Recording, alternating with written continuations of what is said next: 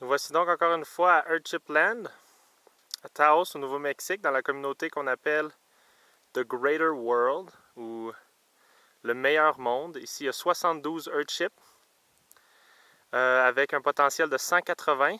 Le propriétaire est Michael Reynolds, donc l'inventeur des Earthships. Aujourd'hui, je vais vous présenter le modèle global. Donc, le modèle que vous voyez présentement s'appelle le Euro. Il utilise tous les principes. C'est un des plus modernes, un des Earthships les plus modernes qu'il y a ici. Il utilise tous les principes du modèle global. Donc, je vais vous montrer ça à l'instant. Comme je le disais dans les autres vidéos, le modèle global est le plus haut de gamme. Ici, on voit que bon, la terrasse n'est pas encore faite. Comme c'est le désert et on voit qu'il y a encore des trucs de construction. C'est un modèle assez récent. Mais je vais quand même aller vous montrer l'intérieur. D'ailleurs, l'autre chose, c'est que, comme vous allez voir à l'intérieur, c'est une maison habitée, mais non seulement habitée, c'est habité par des étudiants également. Donc ça se peut qu'il y ait un petit peu de bordel ici et là. Mais ils sont très gentils de nous laisser visiter la maison, donc on ne chialera pas trop. Donc voici, première étape, 2 portes à l'entrée.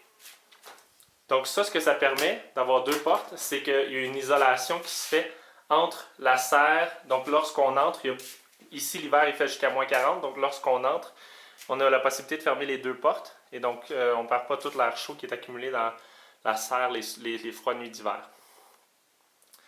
Ici on peut voir les plantes, bon, c'est assez classique jusqu'à présent. Les chambres sont assez belles, comme je le disais, un petit peu en désordre par contre. Toit en bois, mur en adobe, plancher en boue ou en adobe encore, et dans le fond des belles fenêtres et du bois pour la face sud. Donc celui-ci est un 3 chambres, salle de bain. Ici c'est la 2e chambre, donc ça ce serait les chambres, ce ne sont pas les chambres des maîtres, je vais aller vous montrer la chambre des maîtres. Il y a 2 salles de bain, 3 chambres, un salon cuisine que je vais aller vous montrer bientôt. Ici, la salle de bain première. Donc, ici, encore une fois, ce qui est vraiment intéressant, c'est que lorsque vous prenez votre bain, sentez-vous pas coupable parce qu'après ça, une fois que, premièrement, l'eau du bain, c'est de l'eau de pluie qui a été filtrée avec un petit peu d'énergie solaire.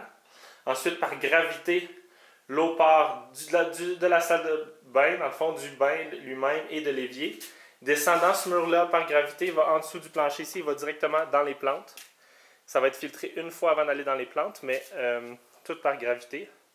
Et c'est ça qui va faire pousser les plantes que vous allez ensuite manger. Encore une fois, ici, puisque c'est un Earthship qui est loué, il n'y a pas beaucoup de plantes comestibles, mais il est possible de faire pousser énormément de choses comestibles ici. L'autre chose que je voulais dire, c'est par rapport à la toilette. La toilette, elle, va directement dans l'eau noire, qui, elle, a une petite piscine à l'avant.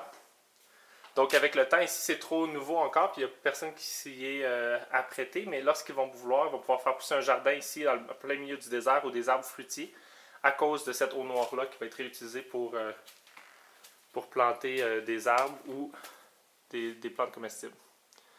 Donc, ici, on a l'entrée très belle, classique des Earthships, avec des bouteilles de verre, comme on voit dans mes autres vidéos, comment les faire. Donc on entre, ici il y a quelqu'un qui vit ici parce que c'est ça, en plus d'être plusieurs étudiants, il n'y a pas assez de chambres pour tout le nombre d'étudiants qui sont, je crois qu'ils sont 6 à vivre ici, donc belle table, chambre classique. Frigidaire assez intéressant dans les Earthships, le moteur est en haut au lieu d'un frigidaire classique, parce que les frigidaires classiques, le moteur est en bas, donc produit de la chaleur et réchauffe toute la nourriture, grande perte d'énergie. Donc on n'a pas ça avec les Earthships. Ou les frigidaires des Earthships, c'est-à-dire. Autre chose intéressante qu'on peut remarquer dans la cuisine, comme vous voulez voir, il y a 3 eaux chaudes, eau froide et eau potable ici. Donc au lieu de filtrer toute l'eau, on filtre seulement l'eau qui va être bue. Toute l'eau est filtrée au moins 1 ou 2 fois. Donc je vais vous montrer ça dans l'autre vidéo sur le WOM, le Water Organization Module, ou le filtreur d'eau.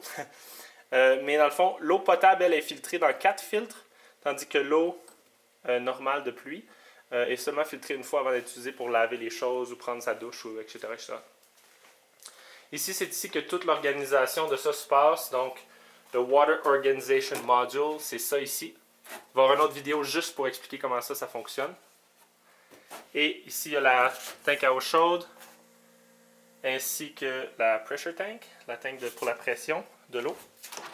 Et ici, c'est tout le système électrique qui va également avoir une autre vidéo sur le fonctionnement du système électrique qui est très ingénieux dans les Earthships pour conserver et sauvegarder le plus d'énergie possible. Puisqu'ils ne sont pas connectés à l'électricité normale, c'est seulement par panneau solaire. Il va y avoir également une autre vidéo pour vous montrer l'extérieur de ce Earthship-ci. Maintenant, je voulais aller vous montrer la chambre des maîtres. Donc, comme vous pouvez voir, ça c'est vraiment intéressant. Ça c'est la chambre des maîtres ici. Je vais juste vous montrer au bout de la chambre des maîtres. Il y a ça à plusieurs endroits. Il l'avait dans la cuisine aussi, puis dans les autres chambres. C'est ce qu'on appelle un cooling tube. Un tube de refroidissement. Donc ça peut être fermé comme ça, lorsqu'on veut le faire isoler. Il n'y a pas d'animaux parce qu'il y a un screen, donc il n'y a pas d'animaux ou d'insectes qui peuvent rentrer par là.